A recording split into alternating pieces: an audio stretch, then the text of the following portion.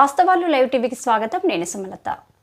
ఏటూరు నగరంలో మావోయిస్టుల ఎన్కౌంటర్పై మాకు అనుమానాలు ఉన్నాయని ఫేక్ ఎన్కౌంటర్లు ఎప్పటికైనా తప్పే. గతంలో కేసీఆర్ కూడా ఎన్కౌంటర్లు ఒప్పుకోలేదు.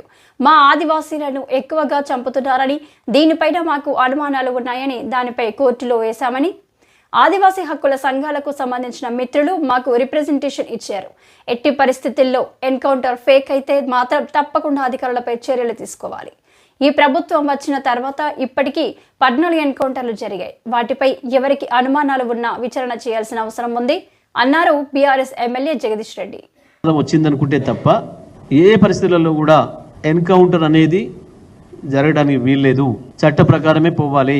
వాళ్ళు ఎవరైనా సరే చట్ట వ్యతిరేకంగా పనిచేస్తున్నారు అని మీరు అనుకున్నప్పుడు చట్టం పరిధిలో మీకున్న అధికారాలను వినియోగించండి, వాళ్ళని కోర్టులో ప్రవేశపెట్టండి. ఆ తర్వాత విచారణ నిర్ణయిస్తే తప్ప ఎవరు ఒప్పు ఎవరు తప్పు అనేది ఎన్కౌంటర్ అనేది ఏ పరిస్థితుల్లో మళ్ళీ జరగడానికి వీల్లేదు తెలంగాణలో అని చెప్పినారు.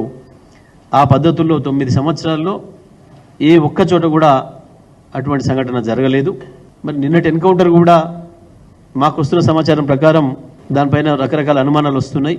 ఆదివాసీ హక్కుల సంఘాలకు సంబంధించిన మిత్రులు కూడా వచ్చి మా దగ్గర రిప్రజెంటేషన్ ఇచ్చినారు. ఎక్కువగా మా ఆదివాసీలను అణచేస్తున్నారు, ఈ పేరు మీద చంపేస్తున్నారు, దీనిపైన కూడా మాకు అనుమానాలు ఉన్నాయని చెప్పి వారు ఏదో మేము కోర్టులో వేసామన్న మాట కూడా చెప్పినారు.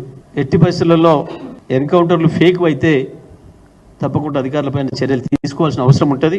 అవి ఏ కేసులైనా సరే తప్పుడు కేసులు పెట్టినట్టుగా ప్రభుత్వం అధికారంలో ఉన్న పార్టీ నుంచి వచ్చిన ఒత్తిళ్లతోనే లొంగి తప్పుడు కేసులు పెట్టినా ఇటువంటివి చేసినా సంబంధిత అధికారులపైన చర్యలు ఉంటాయి. మేము ఫేక్ ఎన్కౌంటర్లు తప్పకుండా ఖండిస్తాం, అందులో సందేహం ఏం లేదు. నిన్నటి ఎన్కౌంటర్ తప్పుడు ఇప్పుడు ఈ రాష్ట్రంలో ఈ ప్రభుత్వం వచ్చిన తర్వాత ఇప్పటికి 14 మంది పైన చనిపోయినట్టున్నారు ఎన్కౌంటర్లలో. తప్పకుండా అన్నిటిపైన కూడా ఎవరు అనుమానాలు వ్యక్తీకరించినా, వాళ్ళ కుటుంబ సభ్యుల అనుమానాలు వ్యక్తీకరించినా విచారణ చేయాల్సిన అవసరం అయితే ఉంటుంది. పోలీసులు కూడా జాగ్రత్త తీసుకోవాలని చెప్పి కూడా మేము ఈ సందర్భంగా తెలియజేస్తా ఉన్నాం.